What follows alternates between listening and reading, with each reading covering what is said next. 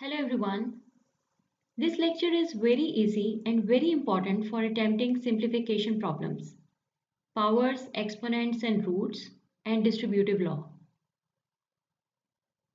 In this expression of power, 3 is exponent, 7 is base, and verbally we address it as 7 cubed or 7 to the third power. Let's see some rules associated with powers. Powers can be added when we have same base.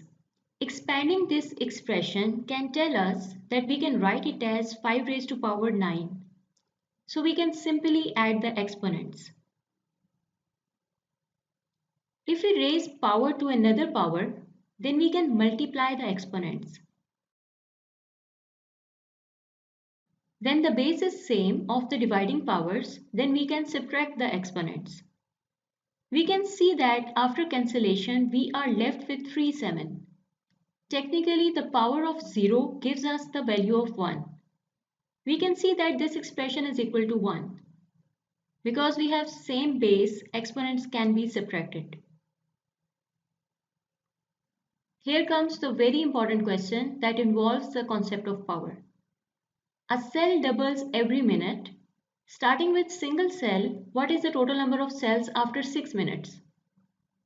After the first minute, we have 2 cells. After the second minute, we have 4 cells. At each step, the number is getting double. In other words, 2 is multiplied at each step to get the next number. This pattern created can be represented by the concept of power. All we have to do is 2 raised to power the number of minutes, and you will get that same answer, 64. The meaning of square root is that which number is squared to get 49. In MCQ based exams, the examiner tricks you with such type of variations. Square root is equivalent to 1 over 2 because square roots are fractional exponents. So there is a general pattern of cancelling 2 with square root. But you have to be careful when there is a negative sign. Because cancellation will give you the answer -4. But in fact the answer is 4. You have to square the -4 first to get 16 and then take the square root of 16. Which number is squared to get -16? If we square +4, we get 16. And if we square -4, then we get 16 again. So negatives don't have square roots. In MCQ based exams, there will be an option like no solution or not a real number. You have to tick that option. What if the minus sign is outside the root symbol? Then you can solve it by first taking the square root of 16 and then keeping the minus sign with the answer. Do negatives have cube roots? Can we solve under root -8? Let's see it. For a cube root, we have a same question. Which number is multiplied 3 times to get 125? Negatives do have a cube root. When we multiply -3 3 times, we get -27. In such type of tricks, you have to write 0.5 in fractional form.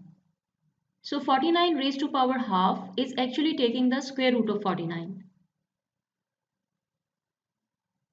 This type of question is a favorite question for MCQ based exams. You may think that no whole number can be cubed to get 17 and you find it a little tricky. In MCQ based exams, you have options in front of you and you can solve it in seconds. You know it that cubing 2 gives us 8 and cubing 3 gives us 27. 17 is between 8 and 27.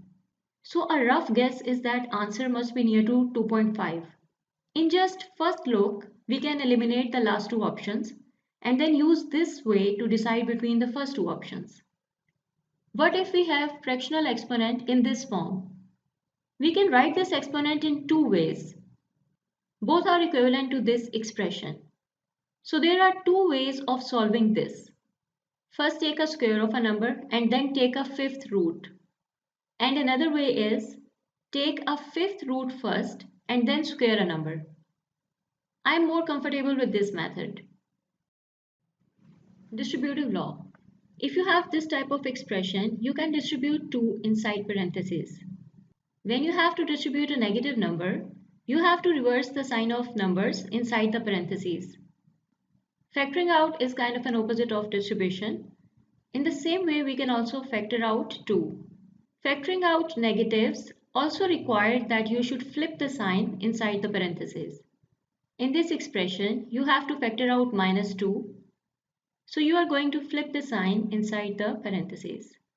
Distributive law for division. Distributive law for division is little interesting. If you have this expression, can we distribute the division inside parentheses and write it as 16/4 plus 8/4? If we solve both the questions, we get the same answer, so we can distribute 4 inside the parentheses. But what happens if 4 is divided by this expression? We can write this as, if the addition expression is divided by a number, then we can distribute it, but it won't work the other way around. Distributing powers.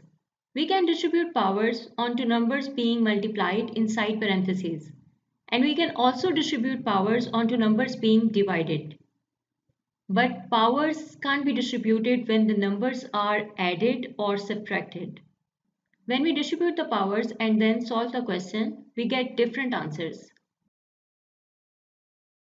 We know that roots are fractional exponents, so the same rule will apply. We can't distribute roots onto numbers being added or subtracted. But we can distribute roots when the numbers are being multiplied or divided. Solve this question by your own. The numbers are multiplied and you can distribute the root. Which of these equations are correct and which are wrong? You can check your answers.